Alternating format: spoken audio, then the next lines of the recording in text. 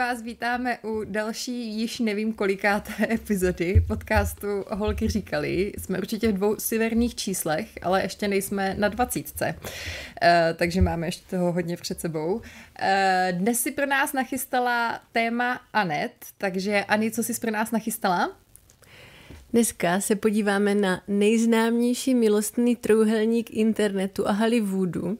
Budeme si povídat o Justinu Bieberovi, Hailey a Seleně a o tom celém jejich příběhu.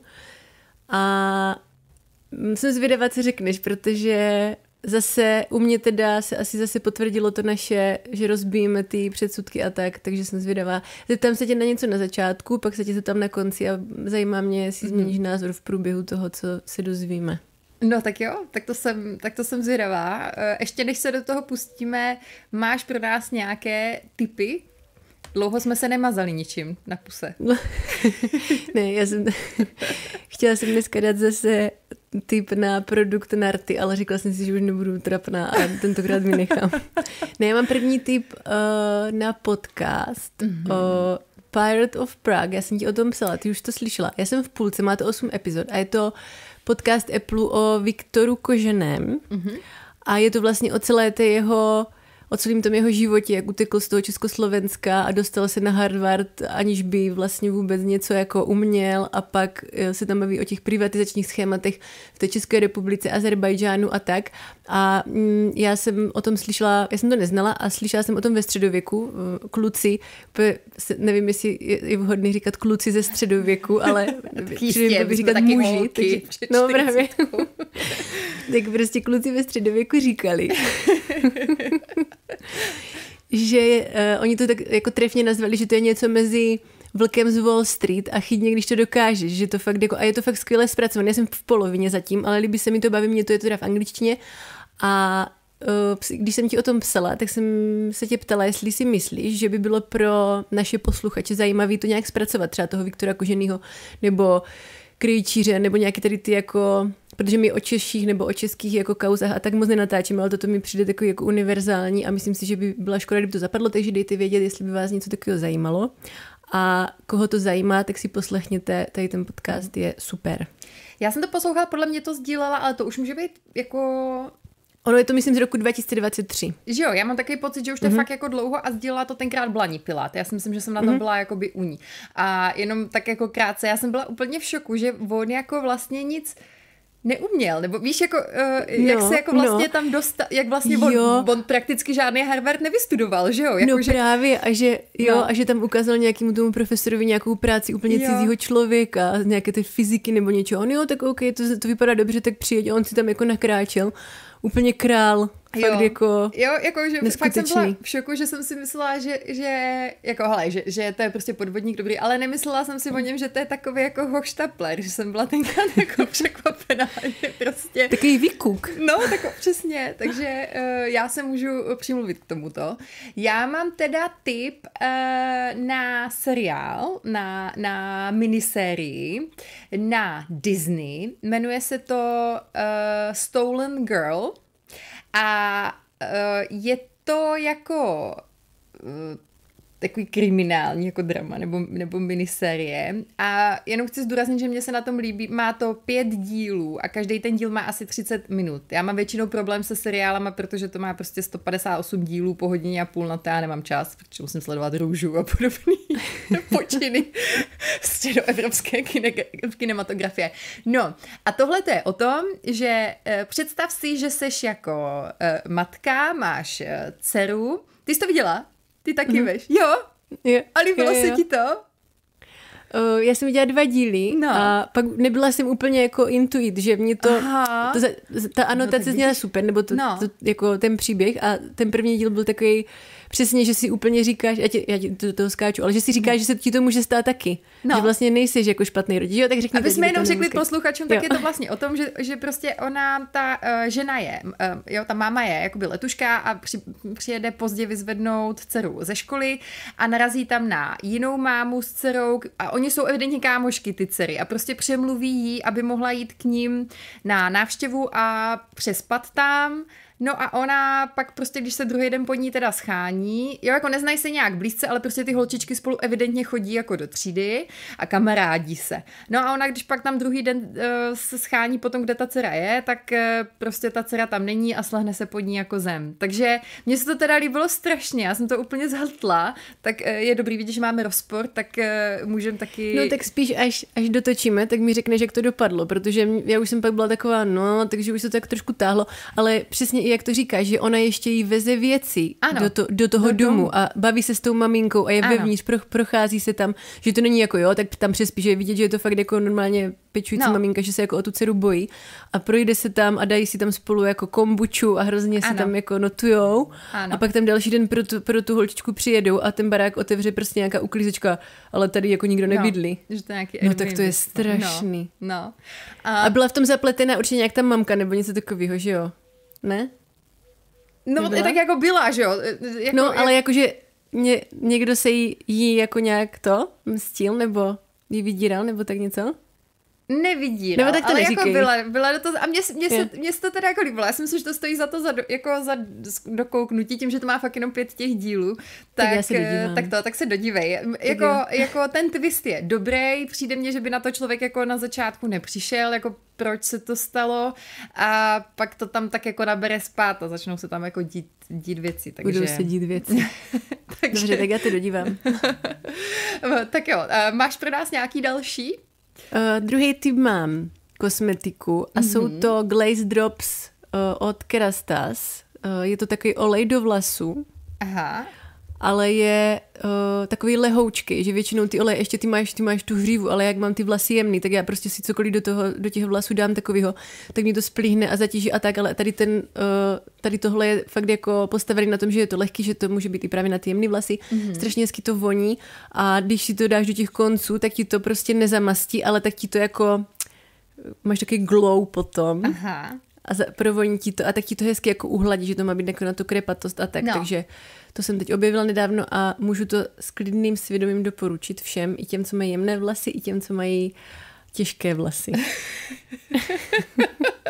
I těm, co mají akorát vlasy. Jo, prostě všem. Je dobrý, strašně krásně to voní. Strašně krásně to voní.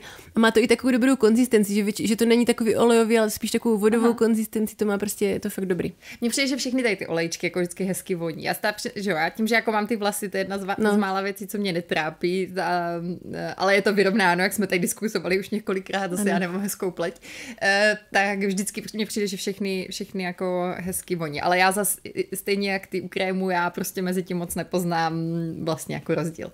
Tak jo, můj druhý tip je z oboru mlsání. Mlsání. Ano. A já, když jsem byla v Americe, tak jsem byla posedlá Reese's Peanut Butter Cups, který mě teďka přijdou úplně odporně sladký a vůbec to nechci jíst. Tak jenom jak je jako zajímavý, jak se lidem mění chutě. Ale přišla jsem na alternativu, která není odporně sladká a je strašně dobrá. A to od oni se asi přejmenovali, ne? Rebrandovali na Vilgain, ale dřív to byl Atkin. Tak.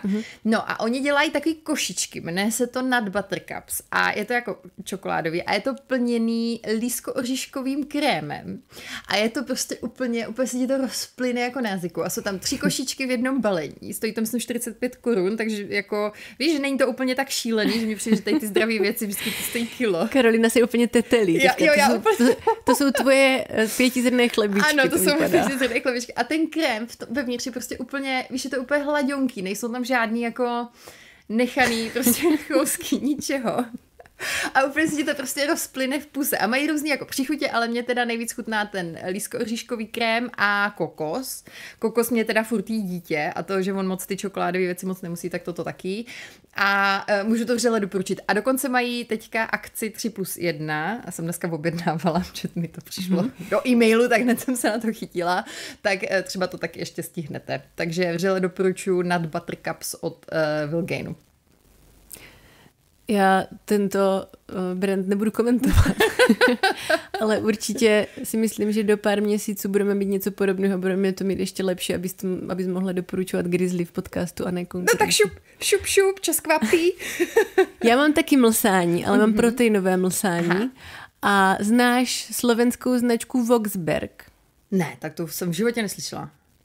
Tak si podívej, oni jsou z Nitry a založili to teď jako nedávno a začali proteinama, pak teďka uvedli ty tyčinky a jsou takový, jako že si zakládají na tom, že to je všechno jako že to prostě všechno oni si vyvíjou, že to od nikud nedováží, že je to kvalitní, za dobrou cenu, má to hrozně hezký design, i se podívej, obaly to má pěkný, celou tu komunikaci mají pěknou a teďka uvedli proteinové tyčinky a jak víme, tak proteinové tyčinky většinou chutnají jak hlina, ano. Nebo prostě něco takového, já ti z toho akorát blbě a není to jako mlska, ale tady ty tyčinky normálně jsou mlska. Fakt, to musíš vyzkoušet. To je, já normálně se zběhli. To je jak normálně tyčinka čokoládová. I to tak chutná. Vevnitř je ještě náplň, takže to rozlomíš a takhle se ti to rozteče úplně do strany. Úplně to je, ale je to tak akorát sladké, není to přesně jako přeslazený. Má to úplně boží složení. Je to bomba. Já to jdu hnedka objednat. Já úplně mě navnadila. To fakt potřebuju. Jo, neobjednávej to, já to vezmu, my vyrážíme do hor s Karolínou, takže já to vezmu do hor a ochutnáš to. A mají taky kokosovou, že ten vnitřek je kokosový, pak mají, že ten vnitřek je čokoláda, nebo je ten vnitřek právě jako nějaký ořechový maslo. Je to úplně boží a má to perfektní složení, takže to určitě doporučuju. A musíš to ochutnat, bude ti to tak už ochutnat. Se těším, tak mě to dáš, doufám, když nebudu moc kňourát v horách za tebou. Ano, dostaneš mlsku. Já dostanu mlsku. Protože Aneta praktikuje i na mě, vždycky spolu jdeme někam nějaký výlet do hor, tak ona na mě praktikuje stejné praktiky jako na 8leté dítě. Vždycky říká, ty hele, a když už tam, tam za tou zatáčku, tam budem. Vždycky. Ano, to je moje pověstná hláška, ale funguje. Jako. U 10. zatáčky vždycky si říkám, ona mě lakuje asi. To nějak není ono. Jako. Ale vždycky dojdeš, takže. Ano, takže se těším. No a máme třetí tip, společný tip. To je zase hrozně vtipný, že my se jako už nejenom, že se scházíme spolu v těch typech, ale ještě na Discordu, než my to stihneme říct v tom podcastu, tak na Discordu nám to píšete vy. Ano. Takže to je vlastně takový společný hromadný tip pro ty, co nejsou na Discordu, tak se to teďka dozví a to je tip na poslední díl Hyde Parku, který byl tuto sobotu, ale dá se poslouchat i jako podcast jenom v audiu na jakýkoliv podcastové platformě a to je reportáž s Karin Lednickou o vlastně Šikmým kostelu, o té oblasti, o tom příběhu, tak nějak obecně. Já jenom jsem k tomu chtěla říct, že mně přijde, že vlastně v době, kdy to jako vyšlo, nebo vždycky, když vycházely ty další díly, tak mně to přišlo takový, že toho bylo všude plno, ale teďka mně bylo vlastně, jako, mně přijde, že tam neříkala úplně nějaký jako extrémně zásadně nový věci, o kterých by se do té doby nevyjadřovala, ale pro mě jako po delší době, tím, že fakt to tak jako utichlo to téma, tak bylo strašně příjemné to poslouchat. A ona je příjemná, vztah je úžasný, takže se mi to moc líbilo a chtěla to. Mně se i líbilo právě, co k tomu psal ten vztah, že zaprvé se mi líbilo, on tam hrozně vychválil tu nějakou, ona není asi jako jeho asistentka, ale nějaká možná produkční nebo něco takového. A on tam vlastně psal takový dlouhý elaborát, o tom takový hrozně pěkný, že ona si to všechno načetla, naplánovala to natáčení, že vlastně ona přišla s tím, že musí jít do té Karviné, že to tam musí jako zažít a že on naopak, že se dohodli, že on si to vůbec nepřečte, aby právě těm jako lidem, kteří to nečetli a budou se jenom dívat na ten pořad, tak aby to pochopili a i přesto si z toho vzali tu myšlenku, kterou ta Karin jako do toho dala.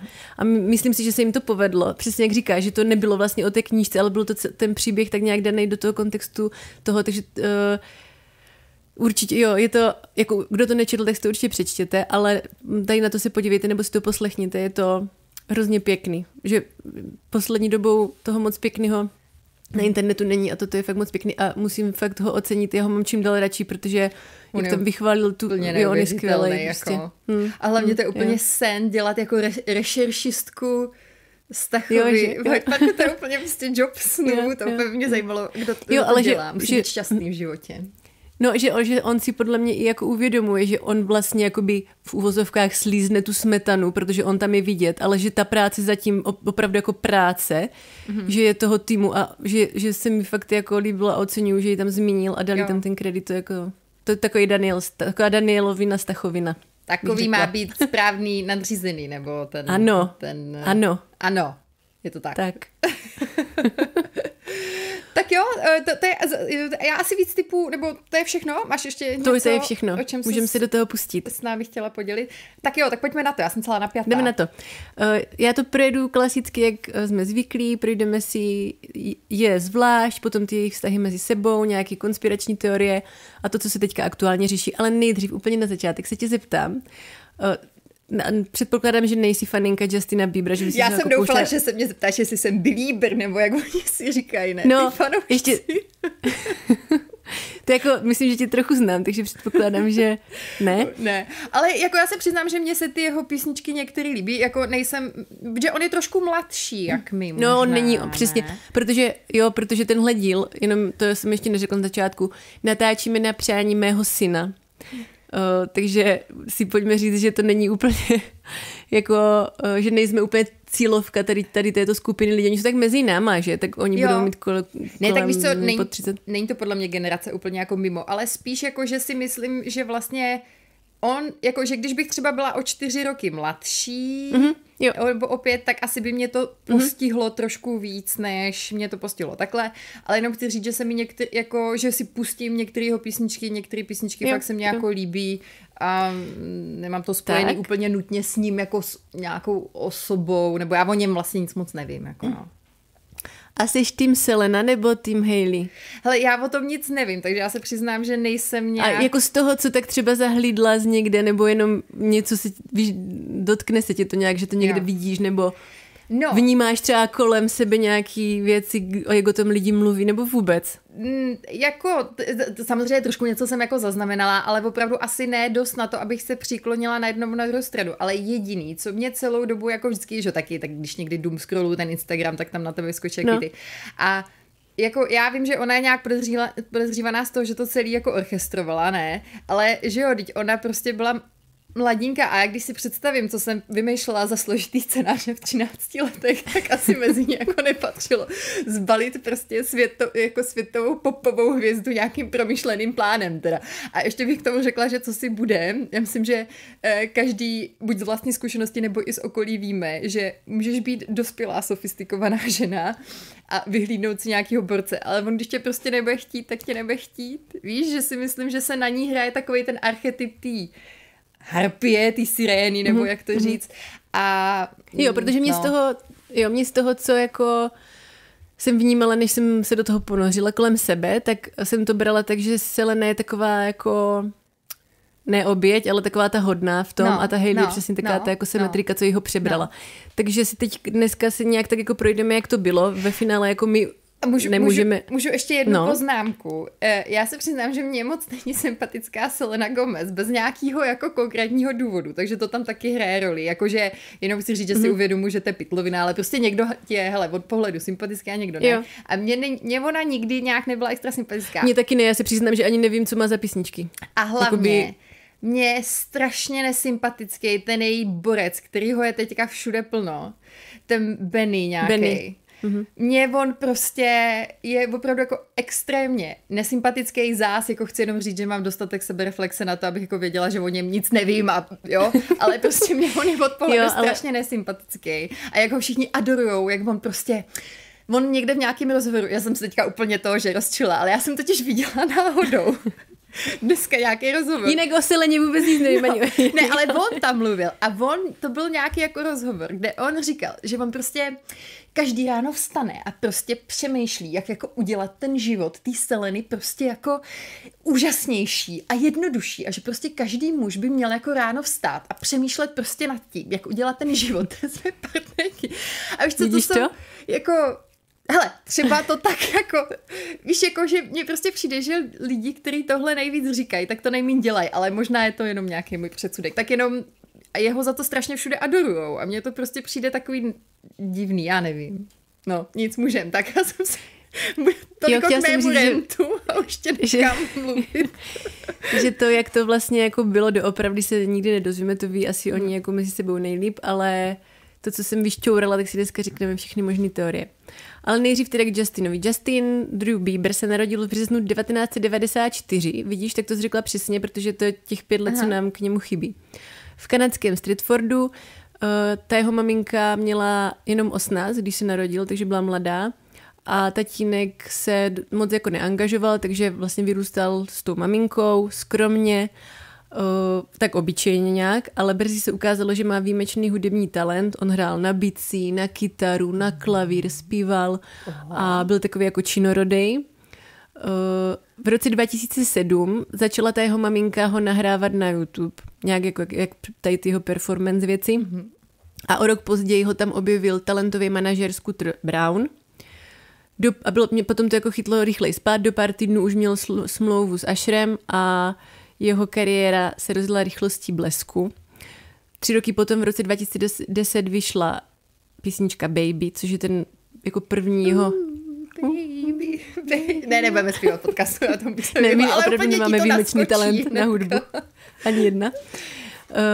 Ale takže to byl ten první pík toho úspěchu, stal se z toho masivní hit, začal samozřejmě dostávat i první hejty, ale bylo to takový to, kdy fakt jako vystřelil miliony fanoušků, vyprodaný koncerty a už to jelo, natočil o něm dokument, měl svůj brand, milionový prodeje a teď si představ, že tady v tom on jako vkročil do té puberty. Tak jo, to je úplná hruza, fakt je mi ho líto. A hnedka potom pár let, mezi roky 2013 a 2015, to začalo zatčení, řízení pod vlivem, vandalismus, drogy, duševní vyčerpání. On v tom mezi tady těma rokama vlastně později potom přiznal, že pomýšlel i na sebevraždu, že měl prostě úplně jako halucinace, byl závislý na Xanaxu, byl vyhořelej, paranoidní, uzavřený, prostě střídal to, spal se všema, nepamatoval si ani s kým pořádně, prostě tak divočil jako. A on tvrdí, že ho z toho zachránila, to se tím bude moc líbit, víra. On se připojil k Hillsong Church, což je australský křesťanský hnutí, který se proslavilo takovým tím moderním přístupem k té víře, takže tam hrála ta hudba na těch mších a ti pastoři byli prostě v těch Air Maxech a byla to taková jako spiritualita, ale zároveň takový popkulturní, že to bylo takový přivětivý právě tady pro ty lidi, takže on tomu propadl. Vlastně ve státech tu víru popularizoval pastor Carl Lentz, oni se stali nějak nejlepší kamarádi, díky Justinovi on se stal vlastně téměř taky celebritou, protože to jako promovali potom společně, on s ním jako, on se do něho prostě zamiloval, trávili spolu všechen volný čas, modlili se spolu, trénovali, detoxikovali se, on přestal všechno brát, přestal fetovat, přestal se všechno souložit. A ten Karl jako tvrdil, že sice je ten Justin ztracený, ale že je zachranitelný. Tady v té církvi, nebo tady v tomto období, on se potkal znovu s tou Hailey. Předtím se už s ní potkal, ale tady v tom roce 2017-2018 se tam s ní potkal znovu, protože ona byla ve stejné církvi, už prostě od malička, ten její tatínek byl silně věřící, ten Baldwin, není to teda Alec Baldwin, ale Steven Baldwin, to jsem nevěděla, jich je víc, takže to je Steven Baldwin. A oni teda, ten její otec byl oddaný té církvi a ještě k tomu byl fanoušek Justina. V roce 2009 vzal tu Hailey, když jí bylo 12 do zákulisí, z toho jsou ty známý videa, kde on je seznamuje a Justin tam je prostě s tou patkou, mladý kluk a ona taková úplně prostě jiná, taková holka 12 letá zakřiknutá, tak se tam jako seznámijou a tak tam jako stejou, tak se na sebe dívají. A tohle to je, když se viděli teda poprvé? Jo, poprvé v roce 2009 a pak jí bylo 12, ano. A pak se potkali znovu. Pak se děli věci se Selenou blablabla a v té církvi se potkali znovu a on to bral jako... A to jim bylo kolik, jenom ať se zorientuju, když se potkali znovu teda? Kolem 20 nebo... Jo. To bylo v roce 2017 a vlastně proč jsem k tomu jako přeskočila jenom v té časové ose, tak on to bral jako znamení od Boha, že se tam potkal s tou Hailey a že ona ho jako po tom zhroucení, on jí seslal tu připravenou, stabilní. Ano, ale jo, jakože on sám řekl, že byla připravená, stabilní a čistá. Zatímco Selena, zatímco Selena byla jako za sebou měli tu historii prostě divokou, kterou teďka probereme, ale že to byla taková jako ta vášeň a nějaký ty léta, kdy on právě jako se hledal, ale ta Hailey prostě přišla a mohl s ním začít znovu a seslali ju ten Bůh z té církve nějaké tam, jo. Tak zní to trochu creepy, zas na druhou stranu jako si umím jako představit, víš, že seš někdy v té životní fázi, kdy už oceníš toho partnera klidného. Aha. A nechceš divokou vášeň, ale stabilní, čistou a připravenou Hailey.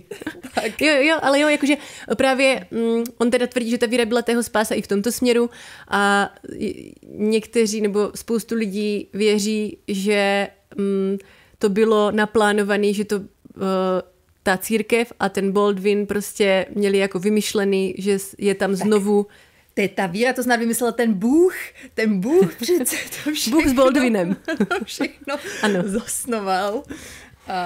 Tak, ano. Takže tolik nějaký základ k Justinovi. Teď se dostaneme k Seleně. Selena Marie Gomez se narodila v červenci 1992 v Texasu, takže ona je starší. Její maminka Mandy měla v 16 letech a Selena vlastně vyrůstala v dost podobných podmínkách jako Justin. S mladou maminkou, v nějaké ne chudobě, ale prostě skromně a snila o tom jako lepším životě, o té kariéře té hvězdy. Ona začínala v tom pořadu na Disney, Barney and Friends. Ty si taky věš, ty to znáš? To znám. Je mi to jasný. A v roce 2007 se stala hlavní hvězdou seriálu Kouzelníci z Waverly, to jí jako proslavilo a tam se zrodila ta první vlna toho, že Selena je ta queen. Brzy potom začala zpívat velice úspěšně a její první singly teda zněly z toho Disney kanálu, ale rychle se stala seriózní, slavnou popovou zpěvačkou. Ty alba, které já vůbec neznám, ani nevím, co je na nich za písničky, ale nějaký 2 alba, Stars Dance nebo Revival, údajně definovala celou tu generaci těch mladých žen, že fakt jako byla ta bohyně pro ně.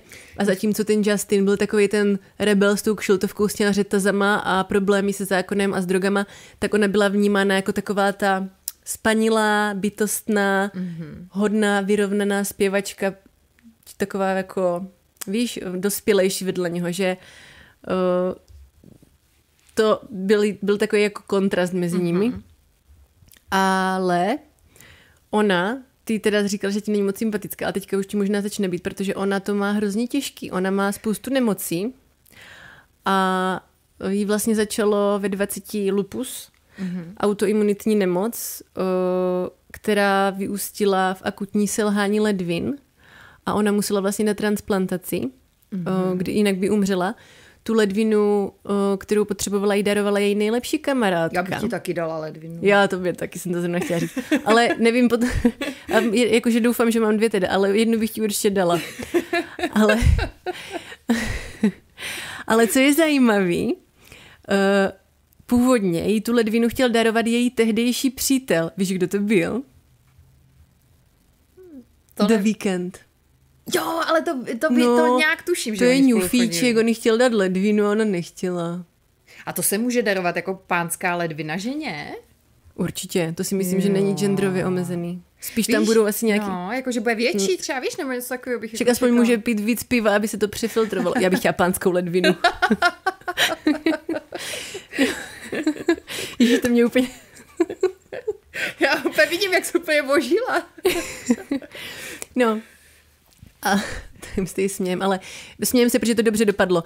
Ona teda to měla těžkou rekonvalescenci, to tělo, ten nový orgán zpočátku odmítalo, ale nakonec to všechno dobře dopadlo a za pár měsíců se vrátila s úsměvem na červený koberec. Jenomže po té transplantaci ona se teda snažila pokračovat v té kariéře, natáčela, vystupovala, komunikovala s fanoušky, ale prostě začala mít nějaký psychický problémy a zhroutila se v roce 2018 a skončila na klinice v Connecticutu, kde podstoupila několik měsíců intenzivní terapie. A až později po docela dlouhé době přiznala, že jí byla diagnostikována bipolární porucha. Ono to bude asi souviset i s tou autoimunitní chorobou a všechno tak nějak dohromady. Potom po té transplantaci prostě psychické problémy, panické ataky a tak. Ona tvrdila, nebo ona potom řekla, že nevěděla dlouho, co s tím, že se bála s tím jako vyjít ven, že co si o ní lidi pomyslí, že prostě má bipolární poruchu, ale teď už naopak s tím pracuje dost veřejně a jak to tak jako bývá, nebo by mělo být, tak tomu to stigma tak nějak jako odpadá, se snaží. Jo. A jak jsme říkali, ona teda já nevím, mně přijde, že to není poza, že je fakt asi taková jako hodná holka. Ona veřejně nikdy jako tu Hailey nějak neobvinovala, nebo toho Justina nikdy nespadla do nějakého toho bulvárního kolotoče, nikdy nereagovala na ty Hailey jako urýpaný, protože Hailey je taká trošku mingl, to si jako nebudem tady to, s těma Kardashiankama má tam na ňu blizlí a ona nikdy veřejně nic jako neřešila, neprala to špinavý prádlo nikdy na veřejnosti. Že jako po tom, co si prožila, tak možná asi má ty priority nějak jako hozený jinak. Teď se dostaneme k Hailey. Hailey, to jsem nevěděla, že se jmenuje Hailey Rode Baldwin, Rode, jakože to je podle toho, jejího druhého jména. Ta značka se narodila 22. listopadu 96 v Arizoně do slavné herecké rodiny Baldwinových. Jak už jsem teda řekla, tak její tatínek je Steven Baldwin, ten nejvíc křesťanský z bratrů Baldwinových. Oni fakt na tu víru jako hodně už od malička ji k tomu vedli. A maminka Kenya Baldwin pochází z Brazílie, to jsem nevěděla, a má afrobrazilské kořeny. Takže taká šmrcnutá, ta Hailey proto je možná taková hezká. S čím ty bys nesouhlasila potom, co jsi mi poslala, vůbec se tady nebudu komentovat. Hailey teda si původně věnovala klasickému baletu. Jejím snem Karolina vám potom dá fotku, kterou mi poslala, když jsem mi psala, že se mi Hailey líbí, tak mi poslala fotku, kterou už nikdy neodvidím a to mi zkazila celé. A furt se ti líbí? Jo, a nech to. Dáme to na Instač pak, tak to podívejte. Jo. Ale nějak jenom close friends nebo něco takového, protože... Ale tak to není, já to nemyslím jako zle, ona tak prostě fakt vypadá. Jo, je to pravda. Takže věnovala se baletu, byla k tomu vedena od malička. Jejím snem a nějakým cílem, kterému směřovala, bylo, že bude tančit profesionálně balet. Jenomže se zranila, s tancem musela skončit a přišla k modelingu. Díky tomu jménu a i tomu samozřejmě vzhledu nějaké výšce a půvabu se dostala na přehlídky a to jsem jako našla, že díky tomu všemu se dostala až na přehlídky Tommy Hilfiger, Ralph Lauren a Guess, tak to úplně nevím, jestli jako, já tomu teda moc nerozumím, ale myslím si, že to nejsou úplně jako níž nějaký značky, ale určitě je to lepší než tady oděvní závod Prostějov, ale víš, že mi to přijde takový jako... Jo, tak jsou takový asi, že ona tak, že má komerční jméno, taky šupnou do komerčních nějakých. Já tomu taky rozumím, ale... Jo, ale našla jsem, že v módní branži si vybudovala pověst profesionálky. Nebyla to tvář, jako, která by byla propíraná každý týden v bulváru, spíš byla taková ta cool holka z těch jako fashion kruhů, kterou znají ty insiders, že kamarádi se s těma všema Kardashiankama a těma slavnýma lidma, kteří úplně nic jako třeba nedokázali takového nějakého velkého, ale prostě s těma slavnýma lidma. Její mediální obraz se dramaticky změnil, až samozřejmě v momentě, kdy se zapletla tady do celé té kauzy s tím Justinem klasicky. Když v roce 2018 Justin oznámil, že se s Hailey zasnoubil, tak dostávala strašnou bídu a lidi to dávali jako najevo, že se ho ptali jako s kým, kdo to vůbec je, že jako že vůbec to nebyla žádná slavná jako osobnost a že jako se mu nebo ne vysmívali, ale že jako Hailey a tak jako, že to bylo takový to. Jenomže ona teda přesně, tady potom se ocitla ve středu zájmu celého internetu a nebylo to úplně v pozitivním slova smyslu a bylo to přesně jako žena, která přebrala Justina Selena Gomez.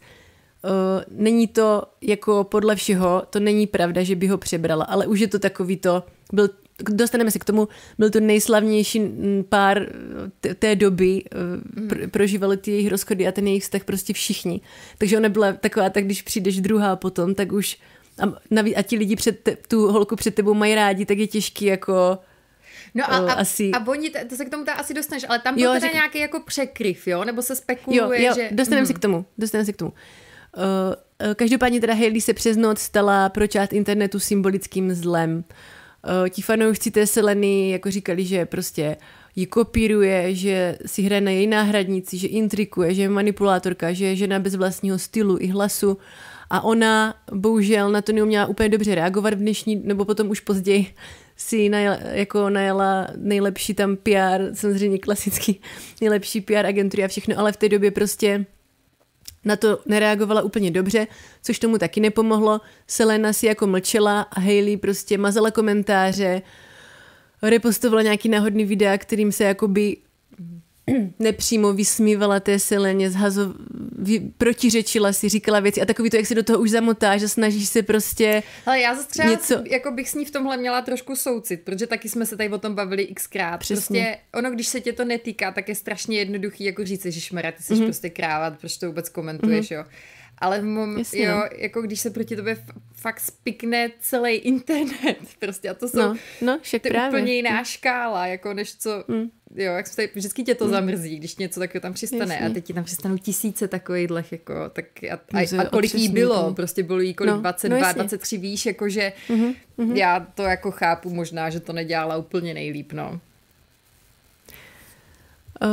Ona teda ve snaze, ona se snažila vypadat nad věcí do toho, ale dělala tady tyhle věci, takže se do toho zamotala a ještě víc se jim jako znelíbila těm lidem a do toho ta Selena si jako mlčela a byla jako panenkovská, takže to tam se ještě mezi sebou tak začalo vystřít. No a v roce 2022 ona teda spustila tu svou vlastní značku kosmetiky. Hele, je to Rhode? Asi jo, já nevím. No. Nebo Rhode. Asi jo, ne, tak jako já říkám Rhode, ale já bych možná říkala Rode, ale nemyslím no právě si, ty říkáš Rode, no, takže ale tak nevím, přiznám se, že nevím. Myslím základní mezery. Že... Bude paní nespokojená zase, že jsme neudělali dostatečnou rešerši. Ano. Každopádně teda já nestraně musím říct, že to je podobný, to je Rare Beauty. Teda to jsem ještě neřekla, ale ta kosmetika měla minimalistický styl, takový estetický balení a takový poselství jako jednoduchost, péče a taková juicy prostě lesklá pleť. Ale narazila na problém, protože Rare Beauty od Seleny už dávno ovládlo stejný trh a komunikovalo to úplně stejně. Ta značka prostě, ty obaly vypadají stejně, je to prostě obyčejná jednobarevná, matná jako barva a na tom je obyčejný nápis. A na jednom je Rare a na druhým je Rhode. A když si to vezmeš, že mám pár produktů od obou a fakt to vypadá stejně. Jo. No je to i stejně komunikovaný. No ale není to spíš teda jako celkově obecně trend.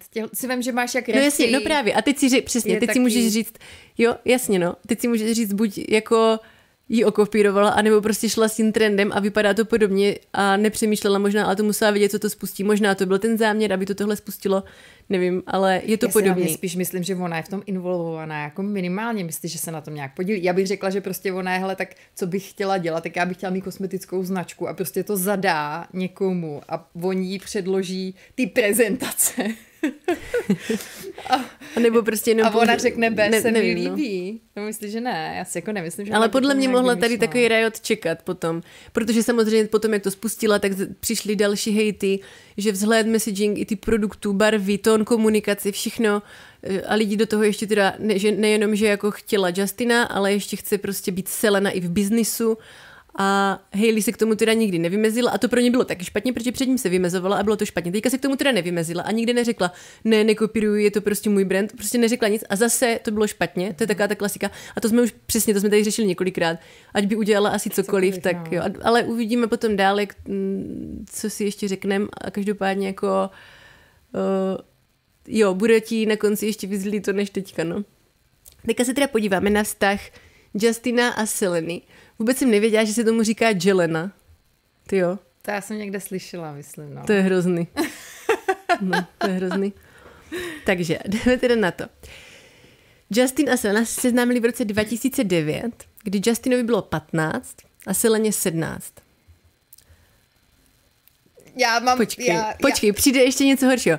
On byl tehdy už teda, nebo on byl tehdy nový fenomén na scéně, začínal dobývat svět a ona už byla hvězdou právě toho Disney Channelu a dohromady je dal jeho ten manažer, co ho objevil, ten Scooter Brown, který chtěl, aby se ten jeho svěřenec dostal mezi osvědčený celebrity, spojil se s týmem Seleny, dohodl nějaký společný focení, nějaký neoficiální, jako, ale s jasným jako PR záměrem a tam se teda oni setkali. Justin o Seleně už dlouho předtím v různých rozhovorech mluvil jako o své celebrity crush. Mhm. Říkal, že se mu prostě líbí od prvního okamžiku a často o ní mluvil a ona od začátku tvrdila, že jsou jenom přátelé a dokonce několikrát veřejně řekla, že je jako její mladší bráška. Mhm. Mhm. Ale realita teda byla jiná. Přes nějaký společný vlastně večírky, akce, církevní události se z toho přátelství prostě potom stala romantika a na veřejnosti se oficiálně přiznali v únoru 2011, když spolu dorazili na Vanity Fair Oscar Party, což se stalo virálním momentem, média prostě explodovaly, fanoušci začali tvořit memečka, účty, fanfikce, zrodila se ta Jelena a všichni byli šťastní a fandili jim a byli prostě nadšení z toho. Takže jim bylo teda o fiko kolik? 16, 18, jo? Něco tak, je mu 16, nebo... Ne, jí bylo 19 a mu 17. Jo. Když to oficiálně přiznali, nevím, co tam nacvičovali za věci předtím. Jako to už mě přijde trochu lepší, ale teda fakt, že já čím jsem starší, tím víc jsem asi pohoršená. Máš to taky tak, že jako... Pohoršená. Ne, protože já čím jsem starší, tím víc jsem teda pohoršená některými věkovými rozdíly. A myslím si, že jako, kdybych byla stejně stará jako oni, tak mě ten věkový rozdíl 15 a 17 teda, jako, že bych si asi řekla, co všichni řeší, ale teď z pohledu jako dospělýho, mně prostě přijde 15letý borec a 17letá holka prostě divný. A ještě když ty holky jsou tak strašně posunutý, to vidíš, že oni jsou většinou o 2 roky napřed, takže je to takový, no divě, lásce neporučíš. To jsi řekla moc hezky. Emoce. No každopádně teda vybouchl internet, všichni byli šťastní, první 2 roky byly úplně jako jejich ze sna, byly to tam společné výlety, koncerty, Disneyland, dovolený, vyznání veřejné lásky. Paparazzi prostě nadšení pronásledovali je, ale milovali je, že to byl fakt jako takový ten couple, jako, který všichni zbožňovali. No jenomže tak to tak u těch pubertálních hlásek bývá, tak se začali rozcházet. A pak se zase scházeli a pak se zase rozešli. V roce 2012 se teda rozešli poprvé a to proto, že, to je úplně kouzelný, já to miluju, to je úplně taky to klišéčko, protože paparazzi načapali Justina, jak přespal v bytě nějaké Victoria's Secret modelky. Nějaký flundry. Nějaké flundry z Victoria's Secret. A takže Selena se s ním samozřejmě rozešla, pak se k němu zase vrátila, jeden týden byli spolu, další týden od sebe, romantický návraty, gesta, večeře, jo, prostě teď si představ, že to prožíváš v tom mládí, oni už teda asi, nebo ona minimálně nebyla v pubertě, ale prostě sleduje to jako celý svět, takže...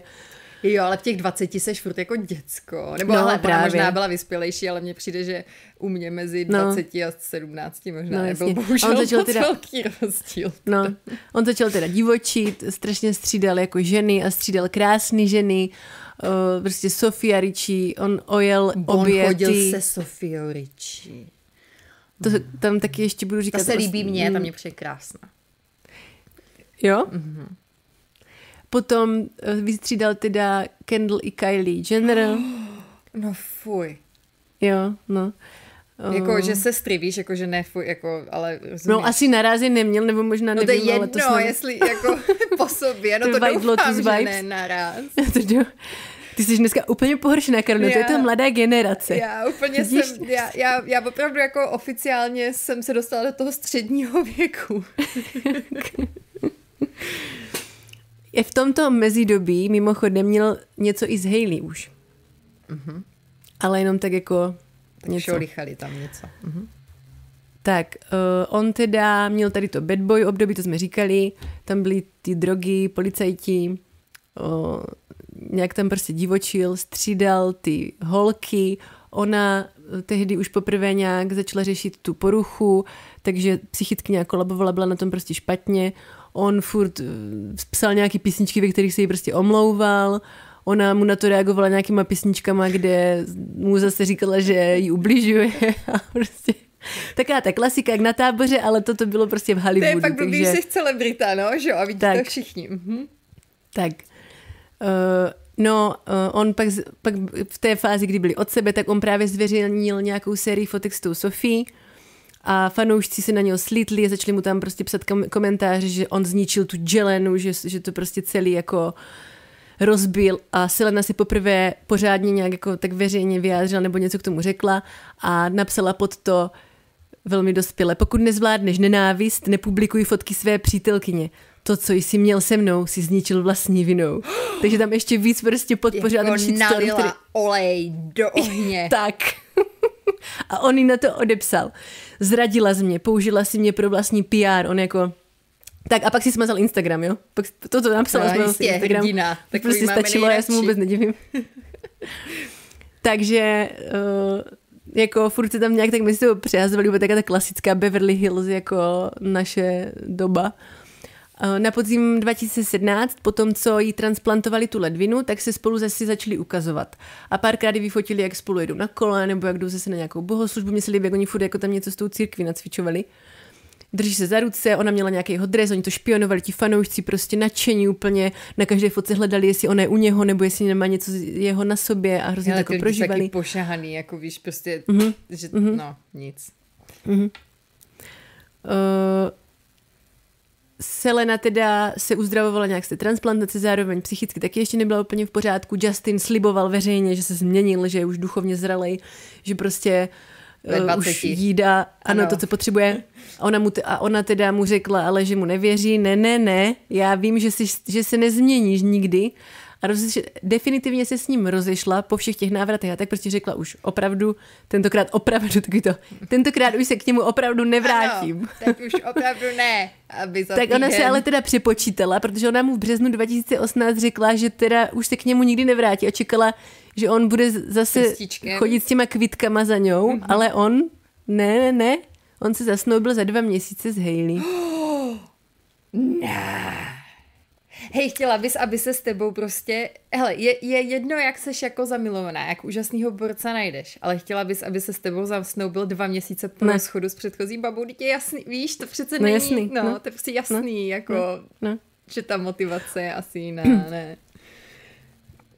Oni tedy od té doby spolu nikdy veřejně nemluvili, k ničemu se moc nevyjadřovali, zase tam v těch písničkách si tam asi něco krypticky prostě naznačovali, nevím. A ona se k tomu vyjádřila nějak úplně, že to chce uzavřít a že už nechce, aby se o tom jako mluvilo. Byla to moje první láska a bylo to strašně těžké, ale dnes už vím, že láska nemusí bolet. Takže to tak poeticky uzavřela. A dostáváme se k vztahu Justina a Hailey. Jak jsem říkala, tak v tom roce 2009 ten tatínek ji přivedl do zákulisí, nebo do backstage prostě nějaké té show, kde se známil toho Justina s ním, oni tam podali ruku, ona je tam taková nesmělá holčička, úplně taková ta faninka, víš, jakože tati, oni teda tvrdí ty konspirační teorie, že ona jako doma to tomu tatínkovi říkala, že prostě si chce vzít jednou toho Justina, no dobrý. Ale víš co, i kdyby to říkala, jo, to říkala, tak jako prostě... Víš co, ve 12, kolik toho napovídáš, jo? Já jsem taky milovala Davida z Lunatiku. Prostě ve 12 bych taky tato vyřekla, kdyby na to měl, prostě bych taky řekla, mě odvede do backstage Lunatiku. No, tak v roce 2014 ale začaly objevovat první zprávy, že Justin a Hailey spolu tráví hodně času, vyfotili je potom v roce 2015 je vyfotili, jak si dávají pusu, ale oba pořád tak nějak tvrdili, že jsou jenom kamarádi. On dokonce později nějak jako přiznal, že, nebo jak se to začalo řešit, tak on řekl, že Hailey je skvělá, ale vím, že nejsem připraven být s někým, koho můžu zranit. A toto je vlastně ta doba, kdy on se scházel a do toho Kendall, Kylie, jo, to je 2015. A do toho Kendall, Kylie. Timelineu do naší Instagramové. Ty už se těšíš určitě, až budeš mě to úplně šrotuje v té hlavě, já se snažím jako zorientovat. Jak jsem teda říkala, tak v červnu 2018 se Justin a Hailey potkávají na té křesťanské konferenci v Miami, kde jsou všichni přesvědčeni, že to domluvil Baldwin, Bůh a církev. Už to nebyla ta Hillsong, ale nějaká Church Home, což měla být jako podobná křesťanská komunita, ale víc taková jako komorní. Dělali rebranding. Ano. Kde byl vlastně pastor Judah Smith, což je teďka jejich Hailey a Justina rodinný pastor. Takový on se jmenuje Judah jako Judas? Judah. Aha. Tam se říká, že bylo vtipný, že byl pastor a jmenoval se Jidáš. Víš, že to je takový... Ale není to Jidáš? Ne, podle mě Jidáš je SS. Judas. Tak, pardon, pokračuj. Tak a jak jsem říkala, tak to bylo vlastně chviličku potom, co se rozešel po těch všech peripetích a vyjádřeních a návratech s tou Selenou, takže oni se potkali na té konferenci a prostě asi měsíc po té konferenci on ji požádal o ruku na Bahamách v restauraci před lidmi. No, to je prostě všechno špatně, no já nevím, co bych k tomu řekla. No. Když ale ona za to vlastně jakoby nemůže, no, že? Jasně, ona ale za to nemůže. Jemu teda bylo kolik? Bylo to v roce 2018, tak mu bylo, 24, když se narodil 94, 24. Aha. Prostě ty se ve 24 definitivně rozejdeš se svou první láskou, s kterou jsi měl on and off relationship prostě 6 let a měsíc na to se zasnoubíš, ano. Tak jak to asi může dopadnout? Že bylo, no dopadlo to dobře, podívej se, jak to dopadlo. A jasně, no, ale oni jsou spolu jenom, protože, no nic, pokračuj, tak. Já nevím. Hailey později řekla, byla jsem v šoku, ale vím, že to bylo správné. Miluju ho a on miluje mě. Ten Bůh to prostě tak chtěl, že jo. A Bůh a taťka. Měli teda 2 svatby, první úřední v New Yorku normálně na radnici, kde byli jenom oni 2 a nějakých pár blízkých. Bez šatu, bez ničeho. Oni to nejdřív popírali, protože média to nějak vyšťourali, oni to nějak popírali, ale nakonec jako přiznali, že se teda že se tam teda vzali, že se tam řekli ano. Justin to komentoval slovy, nemohl jsem čekat, věděl jsem, že je to ta pravá. Mhm. Tak, ale chtěli i pořádnou svatbu prostě pro rodinu a pro přátele, takže 30. září 2019 se vzali v Jižní Karolíně v nějakým luxusním rezortu u řeky May. Měli to tam celovíkendový, bylo tam asi 150 lidí, byli tam právě tady ty jména jako slavný, byl tam Usher, byla tam Kendall, byla tam Bella Hadid, byli tam prostě všichni, tady ti známí lidi. Justin měl smoking od Celine, Hailey měla několik šatů, ty šaty ale měla krásný, ty s tou dlouhou vlečkou a na závoji měla nápis Till Death Do Us Part. Dáme fotku, to mě zajímá, jak to vypadá. A ona byla ale fakt krásná, musím říct, že byla fakt nádherná. Jako asi jedna z nejhezčích nevěst, co jsem měla. Potom měla prostě nějaké jako nepřevlečení šaty, to nevím, to je asi nejdůležitý. A na té svatbě to klidně taky asi dáme video, protože oni tam stojí teda, oddávají tam ten jejich pastor, oni tam stojí, ona nádherná, ona tam jsou potom i záběry z toho zákulisí, kde ona prostě říká té svojí ségře, já se fakt vdávám, já se prostě víš, že úplně jako taková toto a on tam prostě stojí a on i pak řekl, že to šlo úplně mimo něho, což asi není znamení ničeho, protože ti chlapi to většinou moc neřeší, kromě zbývů. Ale prostě většinou chlapi to neřeší, že jako jsou otrávení, který oznámení a který tady ubrousky na stůl a tak, takže on jakoby přiznal, že přišel k hotovýmu, že to šlo vlastně tak mimo něho a byl takový otrávený a u toho obřadu on ani neví, co má říkat a ten pastor mu říká něco, takový to, jo, já teď nevím přesně, jasně. Ale něco a on to jako opakuje a teď mu říká, co a co to znamená a je takový jako, víš, že to takový a ona a je vidět, že hej, to musí být jako strašný. Teď si vím, že ona tam chudina stojí. Teďka všichni na vás koukají a prostě on se chová takhle. No to musí být hrozný.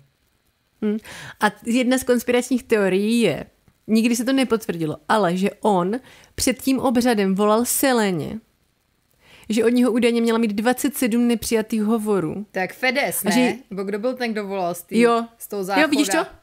No, další takovej. Ale u něho je to aspoň potvrzený, ale u toho Justina to jako neví a že přesně, že jí chtěl taky říct, prostě řekni ne a já odletím za tebou a budeme spolu něco, nevím. To je hrozný. No. Ale je to samozřejmě zase nějaká tedy jako konspiračka, takže ne to. Každopádně teda jsou spolu. V roce 2024 se jim narodilo první dítě, první syn Jack Blues Bieber, 23. srpna se narodil. Oni to těhotenství dlouho tajili, oznámili ho v květnu 2024, takže nějaký 3 měsíce, že už byla prostě hodně těhotná. Ta zpráva tu veřejnost úplně šokovala a hlavně jako z toho důvodu, že to dovedli utajit, že to fakt jako dobře skrývali, že to prostě neprodávali to těhotenství, ale že to fakt jako chtěli nechat pro sebe a ani toho malýho nějak teďka jako neukazujou a už po tom narození jakože omezeně úplně jenom, že ono tam občas vyfotí nějaký nožičky nebo něco takového, nevím teďka popravdě, jak to je teďka, ale že ho nějak úplně jako extrémně neexponují, že by ho jako to.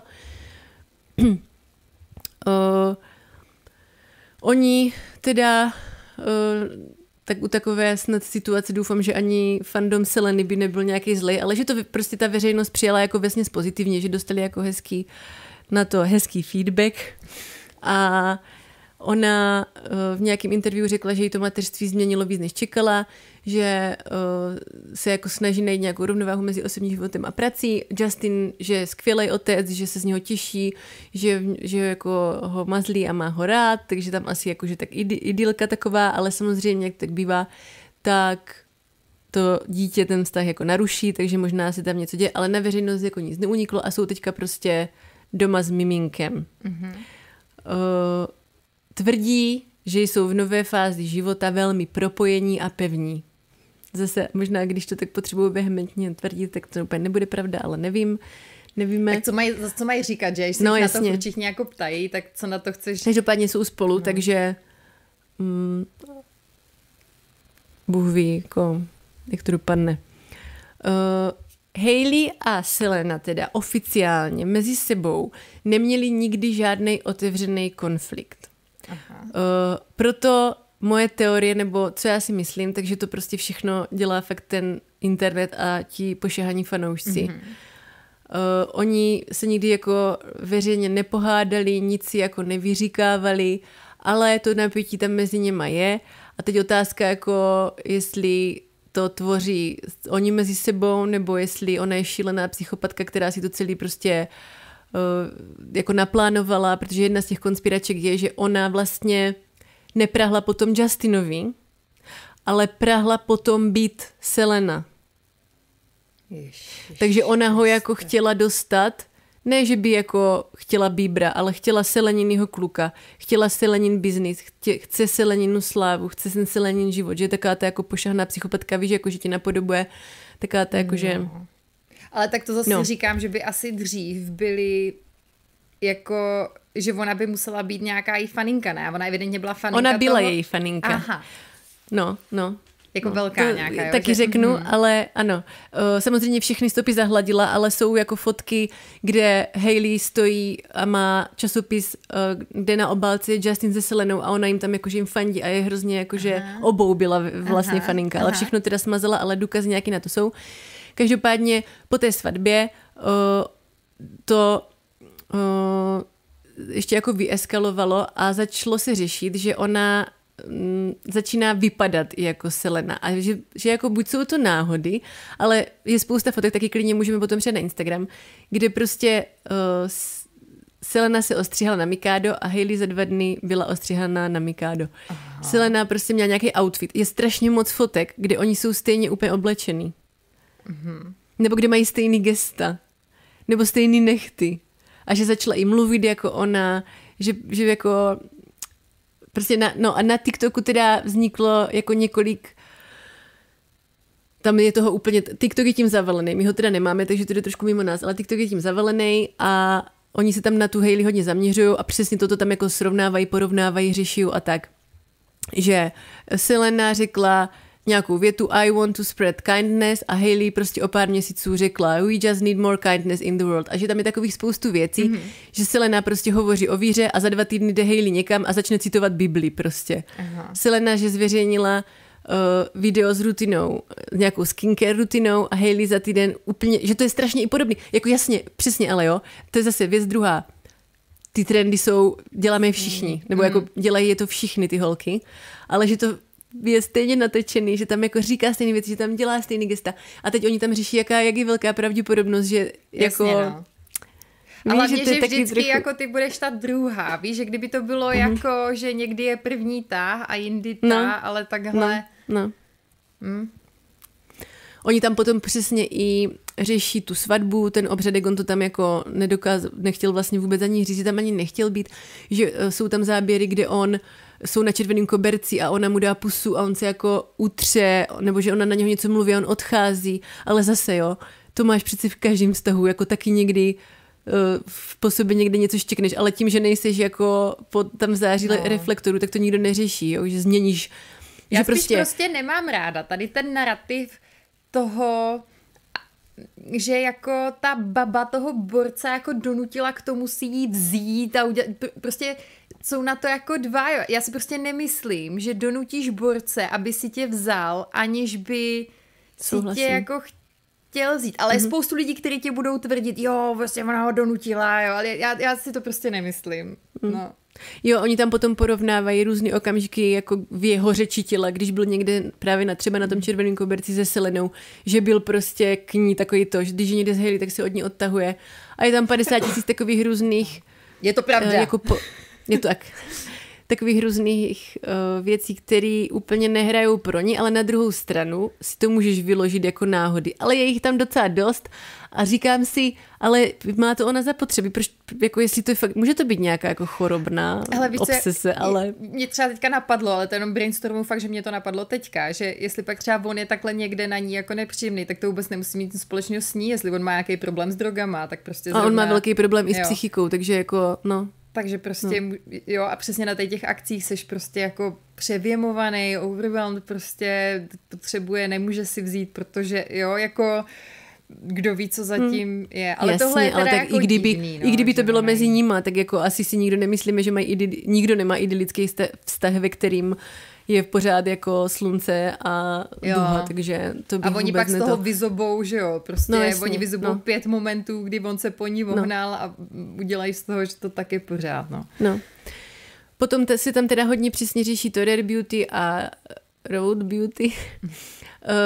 Rare Beauty Selena vlastně založila v roce 2020 a přesně, jak jsem už předtím říkala, jen to shrnu, ona tam jako komunikuje hlavně jako podporu nějakého sebevědomí a je to takový minimalistický, pastelový, něžný a v 2022 přesně s tím přišla Hailey a komunikovala to úplně stejně, vypadalo to stejně a oni teda začali ti lidi řešit, že, jak jsem říkala, že nejenom, že s ní ta Hailey soupeří o muže, ale už i o nějakou jako biznisovou věc, o nějakou identitu a že ji udělali z ní takovou tu bláznivku, co prostě je pošahaná a chce jí vzít úplně celou identitu.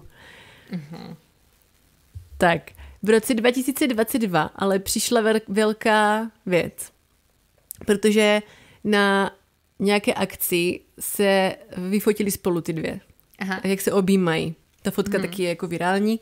Oni jsou tam obě takový uvolněni, tak se tam jako objímají a řeší se, že hurá, konečně se teda usmířili, anebo jako nějaká PR damage control, že prostě si řekli, že už jako stačí. Oni to ani jedna zase jako nekomentovali, nechali to prostě tak a vstrhl se kolem toho 52 000 konspirací, jako jak to teda bylo. Pak do sebe různě jako šťourali právě v těch videích jako nenápadně, že Selena napsala nějakou tu písničku a dala to do storíček a za půl hodiny měla storíčko Hailey a tam měla něco jako Get Out, něco jako Nech mýho muže na pokoj, ale jako písničku, víš, že tam dala jako ze Spotify písničku a takový, no přesně, opět takový jako gimplácký, jak víš. Víš, co mně přijde, že oni jsou furt vlastně docela jako mladionky, ne? Jako, nebo tak to už jim je ke 30, ne? Tak to už by mohli mít trošku jako... Nevíš, jak je to poznamenalo, to vyrůstání. Ale teďka se teda dostaneme k těm konspiračním teoriím, které jsou, jako jich strašně moc. Většina je fakt jako z toho TikToku, a některý jsou úplně mimo, ale vybrala jsem ty nejvíc jako mimo. Takže první je to, jak jsem říkala, že Hailey je prostě faninka posedla tou jejich dvojicí. Ona jako teenager, je to prostě dohledatelný, psala o Jeleně, mně se to ani nechce říkat, je otřesný, prostě o těch dvou psala na Twitteru, sdílela jejich fotky, prostě působila tam jako jejich fanoušek. Že nějaký videa z roku 2011 až 2013 ukazujou fakt, jako, že ona byla prostě fangirl, jich obou. Že jako to z toho vypadá, že nechtěla být úplně s Justinem, ale chtěla být spíš jako místo Seleny. První. Druhá, že ona ji vlastně kopíruje nějak jako krok za krokem a zase to potvrzuje tu první, že prostě se snažila jako nahradit tu Selenu, že vlastně chtěla jako vyšoupnout tu Selenu. A u toho zase jsme jako, že ti fanoušci, co ti fanoušci nějak tak vypátrali, v čem jako se nějak shodujou, takže ona si nechala vytetovat prostě stejné tetování za ucho, ta Hailey, no. Začala říkat stejné fráze, začala stejně gestikulovat, tady taky to mám napsaný, že prostě přidávala písničky do těch svých playlistů, kde reagovala na ty její písničky. potom ta značka, jo, že fakt to jako je obsese nějaká chorobná, že to nějaký, nevím, nějací psychologové i rozebírali, že to opravdu může být jako, že je jako hráblo. Další teorií je, že to manželství jako duchovní projekt. Tahle teorie tvrdí, že Justin a Hailey byli do určité míry jako domluvený sňatek skrz tu křesťanskou komunitu, to jsme říkali na začátku, že ten Steven vlastně je aktivní evangelikál a oba dva navštěvovali tu stejnou církev, přičemž ta Hailey byla ta čistá, věřící, pokorná a Selena byla veřejně spojovaná s Mexičankou, feministkou, takovou trošku jako rebelkou, takže přesně, jak jsme říkali, Justin se zhroutil, církev mu řekla, koho si má vzít, aby byl zachráněn a spasen. Tak tomuhle já přesně jako věřím, protože jestli to je takovej ten mega church, jak se tomu jako říká, jo, tak to jsou přesně tady, no jo, tomuhle já bych jako věřila, k tomuhle já bych se klidně jako, nebo ona to možná ve finále bude kombinace obojího, ale jenom bych chtěla jako říct, já tady zase vyzním jako hrozný církev hater, ale já trošku jsem, takže jako tady ty mega churches prostě v Americe jsou jako známí tím, že zneužívají tady ty známý osobnosti prostě k tomu, aby tam nalákali ty další ovečky a podle mě víš, že to je tak jako, že prostě využili nějaký příležitosti. Tak to všechny ty ne že by to asi třeba, že jo, jako od začátku si udělali nějaký board single celebrity, ale jako, jo, že tak nějak to trošku nasměrovali, kam potřebovali oni, no. No další, jedna z nejvíc virálních a nevím, je to přijde absurdní, že to bylo kvůli zelené kartě. Jako protože Justin Bieber je vlastně kanadský občan a když měl dlouhodobý pracovní vízum, tak ty jeho četný problémy s tím zákonem a všechny tady ty věci ohrožovaly ten jeho status ve státech, takže existovala nějaká reálná možnost, že by mu ten trvalý pobyt být zrušený a právě jako oni teda říkají, nebo konspirátoři se domnívají, že přišla vhod ta Hailey, prostě Američanka bezúhonná, z vlivné, dobré rodiny, z církevního prostředí, takže jako by ho to mohlo jako zachránit s tou zelenou kartou, ale ve skutečnosti není žádný známý oficiální dokument, který by to potvrzoval, že on by žádal o tu zelenou kartu přes manželství a navíc samozřejmě vzhledem k tomu jeho majetku postavení nějakému mezinárodnímu významu, legálnímu pobytu a tak žádnou asi akutní hrozbu deportace mu jako nehrozila. Aby takže... se nedivil, teďka Donald se toho ujel. Aha, vlastně vidíš to? Vidíš, ho to vůbec nebude zajímat. Ten ho oddeportuje, až otevře ten Alcatraz a nebude se stačit divit. Azkaban, si myslíš, že řekneš. Takže to je taky takový jako bizarní. No a potom tam ještě, ale to už mi přijde jako mimo, že ona ho nějak jako týrá a že některý prostě že jako fanoušci si z něj udělali maskota takových těch uvězněných manželů a píšou mu všude zamrkej dvakrát, když si potřebuješ pomoc a dělají z něho tady takovou postavičku, ale to si myslím, že úplně mimo. Mně teda přijdou všechny mimo i to s tou církví, ale teďka jsem tak trošku nahlodala, že to jako asi a ono to do sebe i zapadá, i ta rychlost potom toho sňatku, ta jeho bolest té Seleny a že fakt jako že ta církev tě tak vymeje, že bych si možná taky vzala i Justina nakonec, takže tady máme Selenu, která pořád zůstává prostě symbolem té distingované. Já jsem to ani neříkala, to asi jsme všichni zaregistrovali, ale ona se, ta Hailey trošku připadá jako taká ta Mingirl, ještě když se spojí s tou Kylie, tak oni tam natáčeli nějaký reakce na tu Selenu, smáli se, že je tlustá, že má blbě udělaný obočí, nikdy ne jako napřímo, ale pak stáli u nějakého billboardu v obchoďáku a ta Kylie natáčela tu Hailey a ta se smála té Seleně na tom billboardu, že ježíš, tady si neumíš najít ani pořádnýho jako vizážistu, máš tady rtěnku na zubech a takový jako úplně, víš, jako, jo, ona měla, že ta Selena měla nějakou důležitou akci někde v New Yorku v nějakém klubu a že ta Hailey prostě zbalila nějakou svou partu a přijeli tam a schválně tam pouštěli Justinovy písničky, přitom jako celý ten klub byl uzavřený pro tu Selenu a bylo jako, to mají mediálně jako, víš, že tam měla prostě nějakou akci mediálně, prostě podpořenou PR, všichni novináři a Hailey tam přijela dělat bordel, že místo tady z těch jako jejich akcí připadá, že je taková jako trochu mrcha.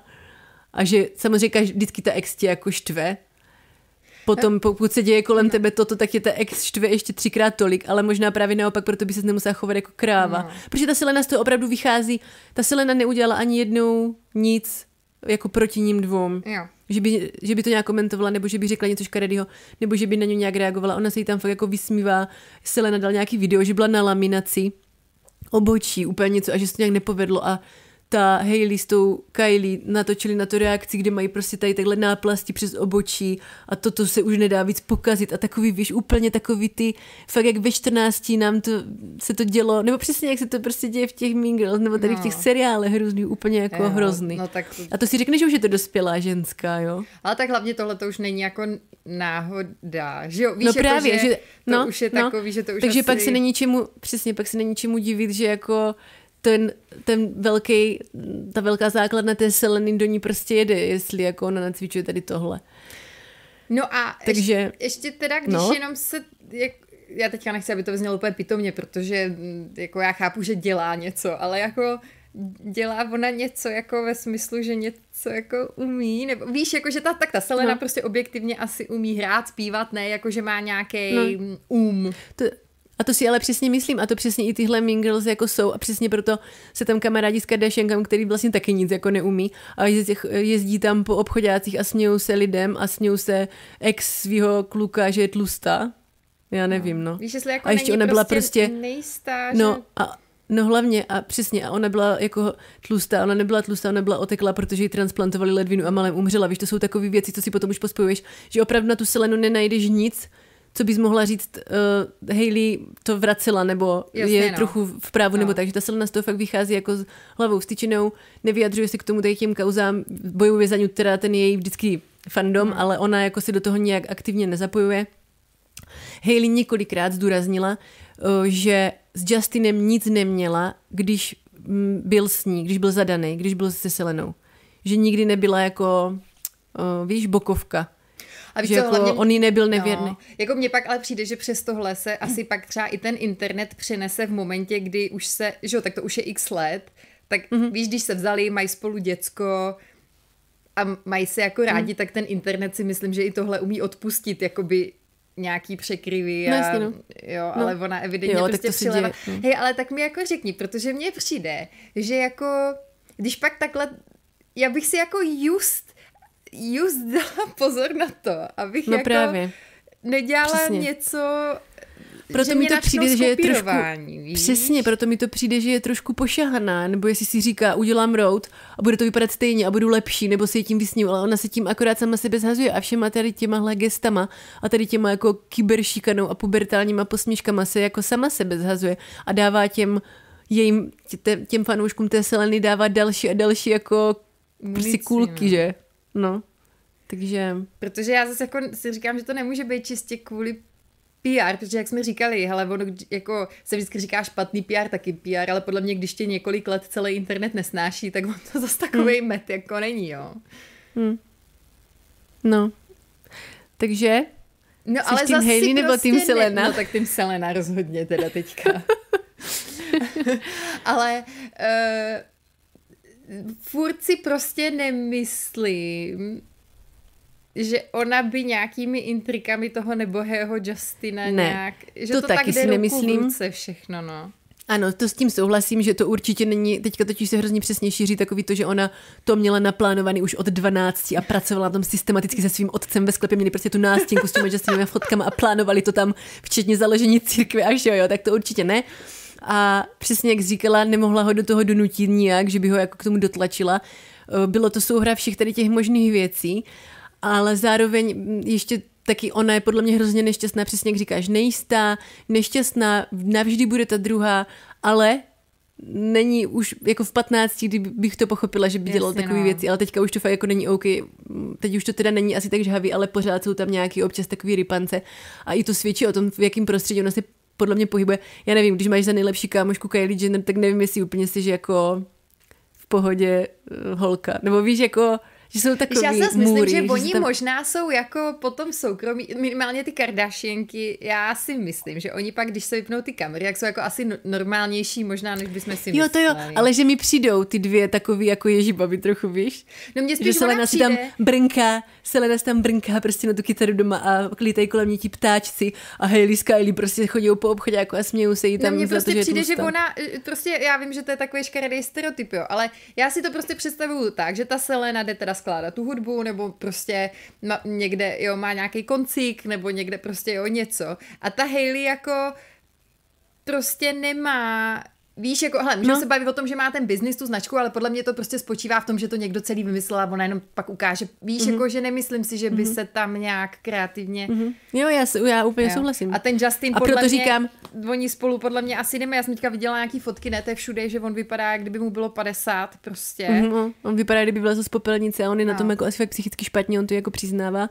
A do toho prostě to miminko a ona nešťastná. A přesně, to jí neomlouvá jí to, ale myslím si, že je hrozně jako nešťastná ona a měla by vyhledat nějakou terapii a měla by přestat se prezentovat tak, jak Meghan někdy na veřejnosti, protože to akorát zhoršuje. No. A pak ještě, jestli on je vedle ní takhle nešťastný, víš, že ona možná doufala v nějaký taky happy end, že jako přijde ta validace toho a on evidentně vedle ní šťastný není, ale to s ní nemusí vůbec souviset, jo. Prostě jasně, no to si myslím. Problémy jsou náročná věc, jo, to zase, aby tady nějak nedošlo jako k omylu, že si myslíme, že za to může ona, jo, to tak vůbec nemusí být, ale je to... Takže je mi v tomto směru jako líto, myslím si, že jako je fakt nešťastná, a proto tohle všechno dělá, ale není to úplně dobrá cesta a taky jsem tým Selena a vůbec se nedivím, že to takhle jako se celý rozpoutalo, protože takové věci se nedělají a už vůbec ne v dospělosti a ostatním ženám. Souhlas. No a teď se zeptám já tebe, za jak dlouho myslíš, že se rozvedou? Kolik jim dáváš? Myslím si, že se a moje predikce velmi vychází, takže si myslím, že se rozvedou v únoru 2026. Už za rok, jako, že to oznámí, že jdou od sebe? Jo. A nemyslíš si, že ona teda bude taková trpitelka, že prostě tam zuby nechty prostě, víš, jako, že to normální myslím, že člověk se děje už teď. by se 6krát rozvedl a ona tam furt bude sedět. To si myslím, že se děje teď, že se drží zuby nechty, aby neukázala prostě, že je zle, ale to nemůžeš dlouho vydržet, ještě s tím miminkem. To jako musí být hrozný. A přesně jak říkáš, on je úplně mimo. To vidíš, jako, a přesně, může mi blbej den vyfotit tě paparazzi, ale to je na něm vidět i jak jako reaguje v těch rozhovorech. On dokonce na nějakým tom rozhovoru u nějakého toho slavného na tom gauču, tam jak je u nás Kraus, tak tam je ten, nevím, teďka si nespomenu, tak on tam říká s takovým jako vtípkem, že já jsem stejně přesvědčený, že to manželství bylo domluvený. A tak jako, a teď všichni, a on, a teď, aha, a Hailey doma úplně asi neudělá. Víš, jakože má takový občas keci, jakoby vtípky, ale it's funny cause it's true, jak se říká. No a jo, a Selena je teda s Benym, který ho nesnášíš, ale vypadá, že jsou šťastný. Ne, nesnáším, mě prostě jenom z nějakého důvodu, víš co to je, víš jak to je, prostě, ale oni můžou být nejšťavnatější broskvička v sadu a prostě furt bude někdo, kdo nemá rád brosku, no to tak prostě je. To jsi řekla moc hezky. A tím bych to uzavřela. Ještě teda, nevím, jestli to víš, ale Benny byl jejich společný kamarád. To Justin taky hrozně řešil, vyjadřoval se k tomu veřejně, protože on je písničkář, on jim skládal oběma dvěma texty. On složil strašně moc hitů. Já jsem poslouchala, jenom to bylo na Shameless nebo na Pop Apo, kde o něm mluvili a on složil strašně moc známých písniček, že on evidentně bude jako extrémně talentovaný borec. Jo. A on skládal vlastně i Seleně, i Justinovi v té jejich éře. A považovali ho za nějakého takového společného kamaráda a Justina to hrozně pohoršilo, že si začal s jeho bývalou. Takže to se taky ještě řešilo. Ale do toho už jsem se neponořovala, takže tím bych to uzavřela. Vy nám dejte určitě vědět, jestli jste tým Hailey nebo tým Selena a jestli se vám změnil názor stejně jako Karolině po doposlouchání tohoto dílu. A jaká je vaše nejoblíbenější konspiračka? Ano. Nebo nejvíc jako, kartě, nejvíc validní, nebo jak to říct, já si myslíte, že mohla být nejvíc jako pravdivá. Máš pravdu asi, no ne, tak já teda, já nevím, ale pro mě je možná víc než ta církev, no tak církev půl na půl s tou obsesí, že ale jo, já si otázka, taky myslím, že jako využili toho, že ona ho chtěla, on byl třeba v nějakém... No, ale já si myslím, že ona nechtěla ho, ale že chtěla jako být Selena trošku. Víš to, každé jsme občas nebo někdy v životě měli takovou tu kámošku, co se jí pak už začneš trošku bát, že si něco koupíš a ona to má za týden taky. No ty přitahuješ takový lidi, ne já. Mně se to tak jako úplně vlastně nestává, ale... No nic, pojedem. Prostě ví, že to je takový to děsivý. A to bývá i v těch hororech, ne? Jak ona si prostě pak nakonec chce přivlastnit i všechno od vzhledu přes manžela po všechny jako ty, ale to asi až tak úplně ne, ale ty do toho asi vidíš víc tady do toho, protože já to asi nedokážu tak navnímat s tou církví v té Americe, jak ty to vidíš, jakože nějaké knížky jsem četla, ale ty asi víš, jak to tam je, že to fakt asi má tu sílu.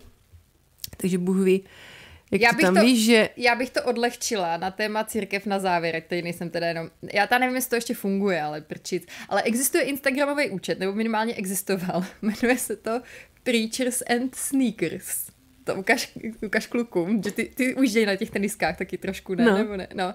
Tak jmenuje se to Preachers and Sneakers. A je to Instagramový účet, který se zaměřuje na to, že fotí tyhle ty pastory, přesně tady těch mega churches, kteří tam kážou o té střídmosti a jak ten Bůh prostě o tom chlebu a vodě a maximálně tom vínu. Tam, a pak prostě tam dají detail těch tenisek, že to je limited, easy edition, prostě $20,000. A je to strašně jako vtipný. Tak já doufám, že to ještě funguje, tak když tak nás sdílíme. To se podívej, je to dobrý. Dobře, tak jo. Tak my moc děkujeme, já jsem úplně nadšená, vidíš, jsme říkali, jestli nebudeme úplně starý, co budeme řešit, tahle hodina 20, tady o tom vyprávíme a to si myslím, že tam toho je hodně ještě neprobádaný. O tom by se dalo mluvit, ano. Takže my moc děkujeme za zpracování, já dnes odcházím velmi obohacená o informace, já jsem vůbec netušila nic takového. A podle mě je tohle dobrá epizoda, protože se dá poslouchat i s dětmi. Že, jo, že to je takový, že kdo že má se tak děti... prolínají ty generace. Ano, takže to je taková... Můžete o tom potom diskutovat. Ano. A říct jim o nástrahách internetu. Tak snad kluci tvoji budou mít radost, jak to maminka hezky zpracovala. Že jsi to zpracovala fakt hezky. Super to bylo, moc se mi to líbilo. Ty jsi hodná. Děkujeme. Jsem ráda. Tak jo, tak se mějte hezky a brzo se zase uslyšíme. Tak jo, mějte se hezky, čau.